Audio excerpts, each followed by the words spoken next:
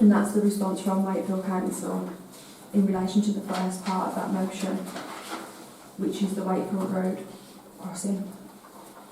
Are there any comments from councillors? Yeah, I've looked into it, and it is guideline, it isn't absolute, and there are lots of examples in Yorkshire, some of which have hit BBC News, of converting zebra crossings right by junctions into puffin crossings. So it's absolutely possible to do it on that basis, and I'm happy to send information through in the examples and the various laws, the regulations relating to it that point us to it.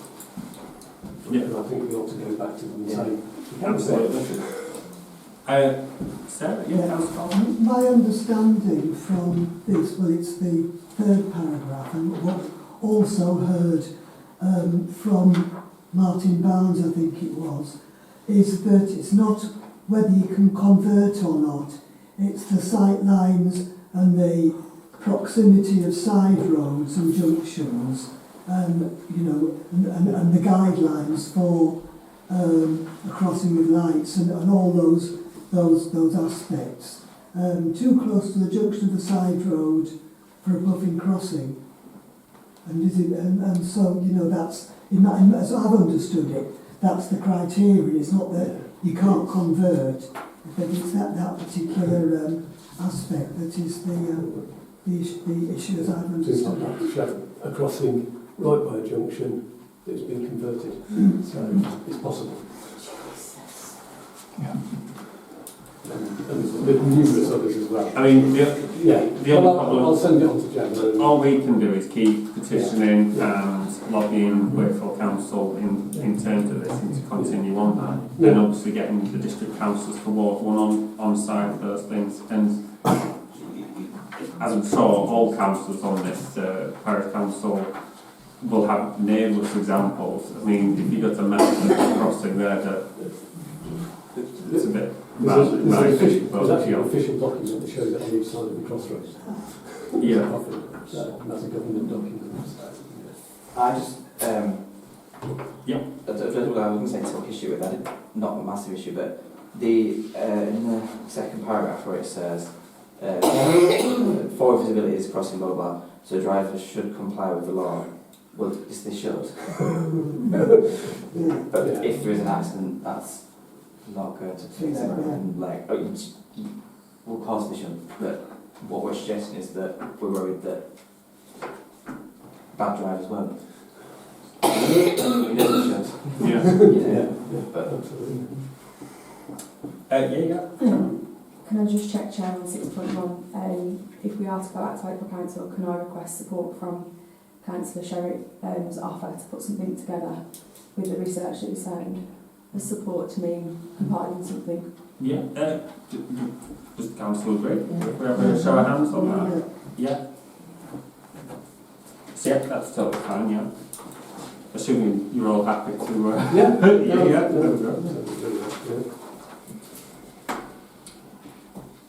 And also I do know that I don't think there's much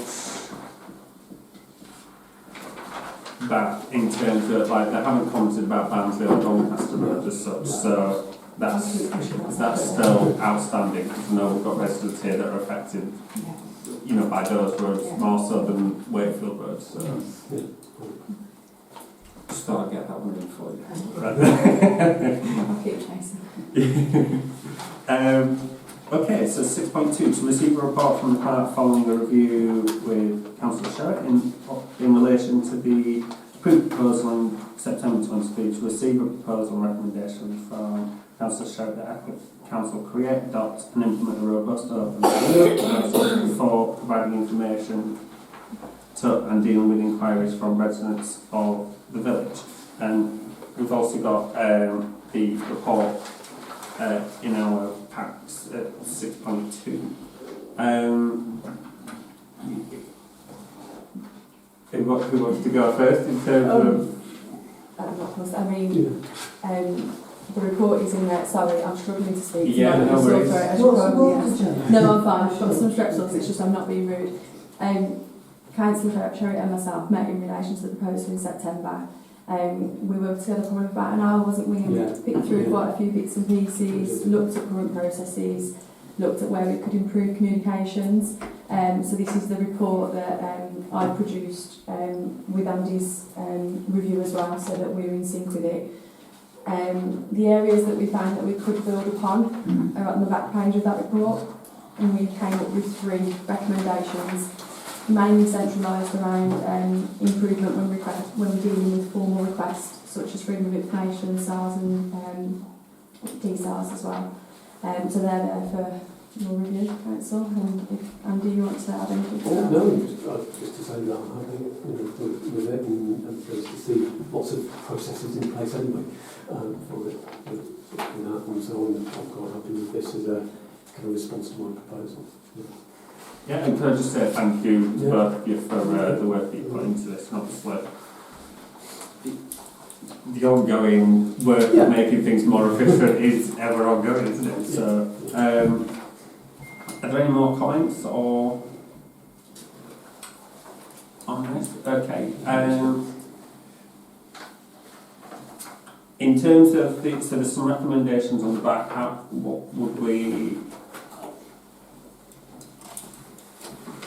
What are the suggestions from council in terms of what the words? Can I propose that we accept those recommendations? Is that Yeah. proper procedure? That's fine, yeah. I'll second. Proposer and second, that's for Sarah and Andy for Yeah. that. And a show of hands then in favour of that. Excellent, full house. I think that's good teamwork, Andy. Well, I suppose it's really accept the report with the recommendations in them. To be correct. Yes, to be, yes. Yes, well noted, Sarah. Receive the report with the recommendations.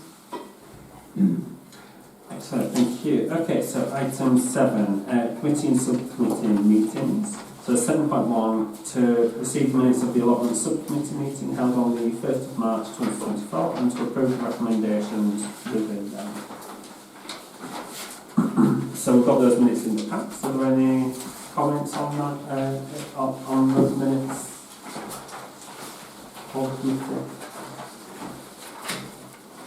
It's great news to hear that Oakfield Park are getting their plot really soon. That's going to be fabulous, isn't it? Yeah, it's really good. Tom? Yeah, I forgot you did. At the meeting, it was the rat problem was discussed yet again, as it is every meeting we have. As people might know, the provider of the rat poison and controllers decided to not work at the allotments for various reasons. It was discussed about whether we should take on the responsibility of setting somebody else on. One of the members of the allotment society, Steve Clifton, said that there is a firm that has got a good reputation locally who's going to find out about that and pass the information on to us. So we haven't abdicated responsibility for that problem. We've just, at the moment, we haven't got anyone dealing with it, and we're not paying anybody to deal with it at the moment, but we're going to investigate looking at other alternatives in the future. Right. I know from being at the committee we discussed other options such as getting which needs the poison to go for a bit, and then we can look at some of those other options. So, but yeah, thank you. That's the only point. Okay, can I get a proposal and seconder then for proceeding improvements, Amanda and John? And a vote in favour of those minutes then, please. We've got 7. And is it 2 abstentions? Yeah, 2 abstentions, thank you. Okay, so 7.2, to accept minutes of the Finance and General Purposes Committee meeting held on the 4th of March 2024 and approve recommendations within them.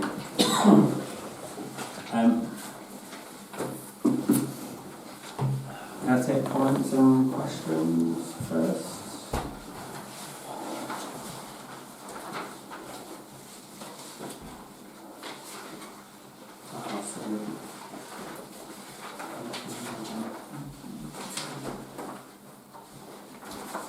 Yeah, Andy, so. Yeah, I do have a couple of them, and I know we keep doing it for the employee earlier, but I still have concerns that on item 9, during the January Finance and General Purposes meeting, it was agreed and therefore subsequently approved by the full Parish Council that, I've got minutes but I won't read them, that the F&GP committee would review the estimated costs for earmarking from reserves to allow a minimum of 6 months reserves. And that review would take place in the March meeting. However, during the March meeting, the report was received only, so it was only being received. So those items actually haven't, as far as I can see, have not been reviewed in what I would call a review. So I would propose that we could look at that, but item 9 of the minutes be omitted from approval. If that review to be carried out and returned to the full Parish Council later when it has been reviewed. I'll take that as a proposal for... For that, and I've got one other item so I'd like to mention as well. So the proposal is to omit item 9 from...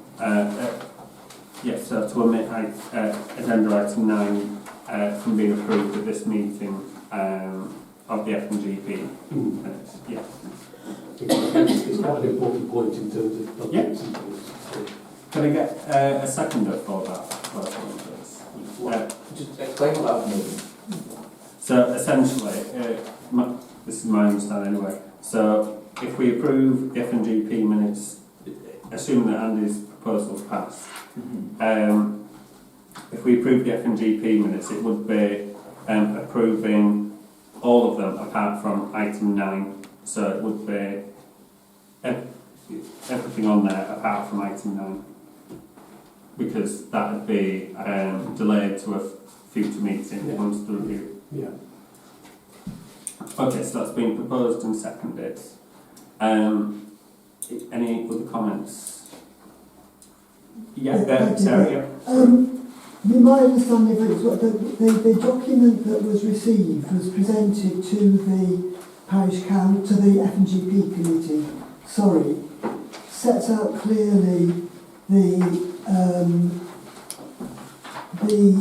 sums of money that the budget, we accepted at the last Parish Council meeting, we approved a budget.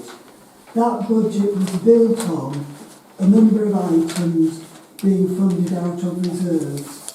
The document that came to the F&GP meeting, which is in your pack, sets out very clearly what those sums of money are.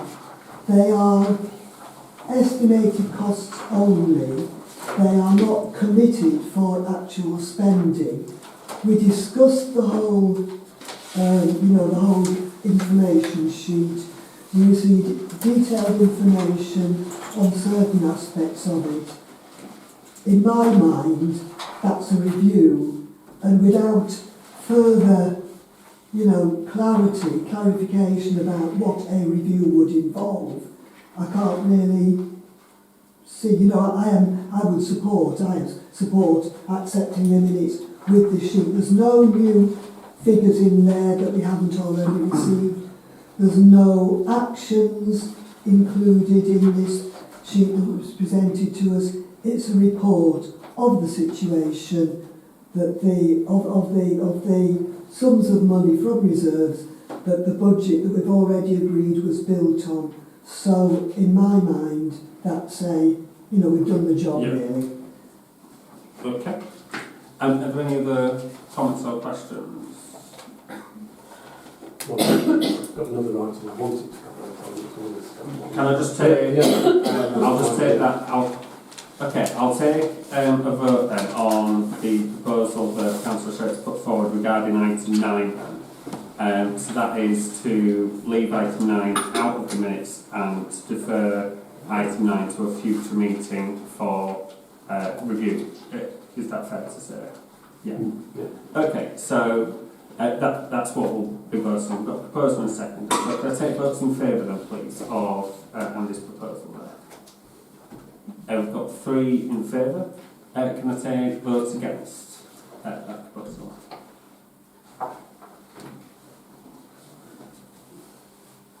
At 6, sorry, I've been I'm too tired. Okay, so that proposal on that specific element is followed. Andy, wish to Yeah, comment on other it's things? kind of a bit of a follow-on comment from things I've said before, but in relation to item 14, in approving the minutes of the Finance and General Purposes, we would be approving the minutes of the Personnel Subcommittee. But I can't support those because, as has been stated by Councillor Balfour, all councillors are collectively employers of our staff. Yet the minutes of the Personnel Subcommittee are only available to councillors in a very redacted form if they're not part of the Finance and General Purposes Committee. And we've been advised about something from the Personnel Subcommittee, which I may not agree with, but I'm not allowed to discuss. So as a member of the collective employers, that is just unacceptable to me. So I want to make a point to state my situation in relation to that. Okay, thank you for that. Are there any other questions and comments? Yes, could I point to that for number 14, please, which is that I did raise the point, there was an item on that on those minutes which do affect the 24-25 budget, and therefore I stated they should have been brought back to the full council for discussion, but they weren't, and it doesn't appear to have been acknowledged that I stated that in the minutes either. You mean your comment hasn't been stated in... My comment isn't stated in the minutes, no. Okay. We don't record discussions. Okay. It was a specific note that was, I didn't know that it was requested to specifically limited at that time. Okay. Well, it's an item I felt should be correct. Okay. Thank you for that comment as well. Councillor Balfour. Yeah, can I just go back to the point that Andy was making about personnel subcommittee? I think it seems to be a difficult sort of concept for some people to grasp, that we are councillors and therefore we have a duty to exercise proper scrutiny. But at the same time we're employers and we have a duty to our employees to apply, well, to be good employers and to apply to them the rights and that they should have as employees. And there seems to be there's definitely a conflict in my mind, I see it, that in some councillors' minds there's a conflict between those things, in that they want all the employee data sort of out in the open, and a lot of it is confidential and has to be confidential. I can't think of any other workplace, any other employment situation where employees, matters about employees which should be confidential are widely circulated and discussed by a board effectively. And I think there's also, which may come up in our training, conflicts, lack of clarity or conflicts in some people's minds about scrutiny and accountability and micromanagement. And in my mind, if we have the proper systems in place, proper systems and processes, if we have well-trained, well-qualified staff who we can trust in implementing these processes, we don't need, as councillors, to micromanage. Our scrutiny is covered, by those things. And so I do have great concerns about, as an employer, about demands to have confidential information about staff brought into, discussed around the board table, basically. I don't think it's appropriate, and I don't think it's giving the right support to our staff. I mean, there would be, if things were made public like that, I know there are certain levels, particularly when it's like civil servants who are of paid a considerable amount, and that's more than what the parish council will be paying anyone. I know that there's slightly different things in terms of that wage scrutiny, such as for the BBC or some of the high civil servants at Westminster, for example, but that's not the case here. And obviously, I know that some of the things that I think some people might want public would go against GDPR as well, and there is a right to privacy in terms of for staff, and I do get the conflict there in terms of transparency and that sort of thing, but equally I do get the rights for employees as well. If I just add to that, I'm not asking for public, I'm asking one of the employers to know what's going on. That's very different to asking for it to be made public. We are jointly liable as employers, and I feel like I'm totally in the dark in a lot of these things, and I don't feel that I can do the role correctly without that information. I'm not asking for it to be made public, I'm just asking for it to be made available to those of us who collectively are the employers. Yeah. Okay, I think this is the thing that we can keep reviewing in order to get it right, and I think that we'll have to, as a council, I think we'll have to continue these sort of discussions and try and work out, the best way to meet all sides on this, if that makes sense. And I think, would people agree that that's a fair way forward in terms of... I think we have a committee system for a reason, don't we? So that we don't have to all oversee everyone. There's a degree of trust involved in being one of 12 parish councillors, and that's why we have a finance committee and then a personnel committee, and I don't have any trust issues with my